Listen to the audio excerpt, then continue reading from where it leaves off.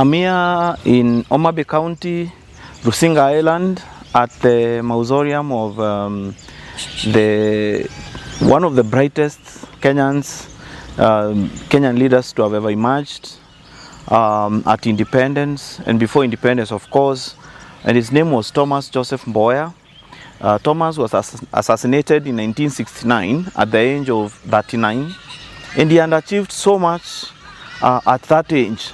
He was a cabinet minister, he was so many things. And I have always wanted to come and visit his resting place, the mausoleum behind me. It's designed in the shape of a bullet because he was assassinated.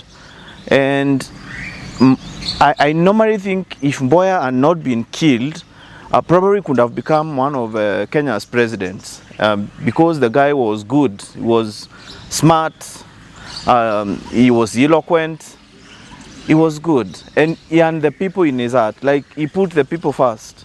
When most of the Kenya's first cabinet was busy making money, making wealth, Mboya was always looking for solutions for the people. Mboya was an Ubuntu person. Like, he was always going out there for the people, fighting for them, listening to them. And he was not an accumulative person. Like, he was not busy chasing money, chasing land, accumulating wealth, like the other leaders at independence were doing. So he was busy trying to do things. Though he was swift politically because Kenyatta relied a lot on him to help him fix so many things. In Kenyatta's inner circle, he was Mr. Fix-It. So he was fixing things for the first president at that point until I think they fell out. Or until maybe he became too ambitious. I don't think there's anything like too ambitious literally. But maybe to the people around the first president circles thought that the guy was becoming too ambitious around them.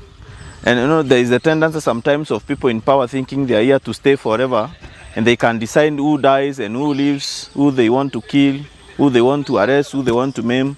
There is that fallacy about all these things. So I think that is what happened. So Mboya has inspired me a lot. I have always studied him, and I studied him even in my political science classes at the University of Nairobi. And I've always wanted to come here. He also inspired me to start the Kenya Airlift program at that point, now called Africa Airlift. And it was in the vision of taking young people to the US at this time to go study so that they can build these skills and come back here to help build our country, help at the independence, help set up ministries and all those things that Kenya needed to be sorted. So he thought by giving these people some Western education, American education, they could do some of those things.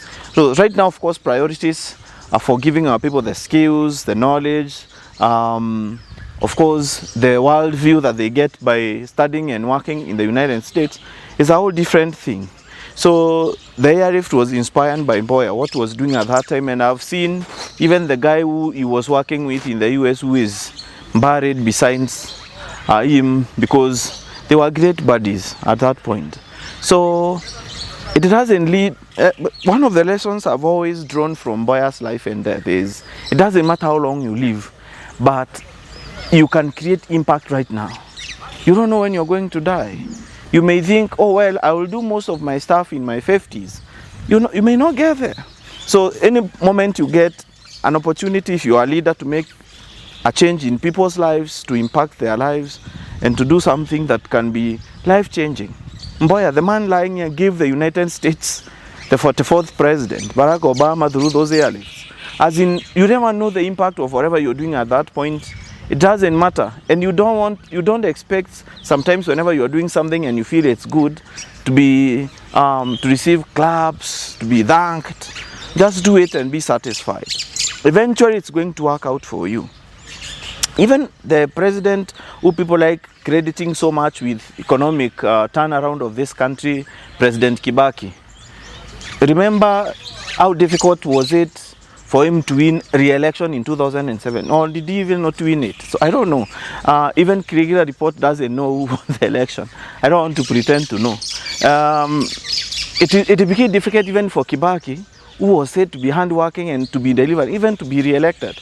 Sometimes people don't see what you're doing. Maybe, but later they will realize, oh, this guy knew what he was doing at that point. So it's from that paradigm that personally as DMK I operate from. And I want to thank the people of Rusinga, Suba. They gave Kenya and this side of the country, they gave Kenya this man, Thomas Joseph Mboya. He was a transformative person. He was a good person. And we endeavor as leaders, personally I endeavor to be Tom Mboya, to make a difference in people's lives. This is the guy I draw my inspiration from.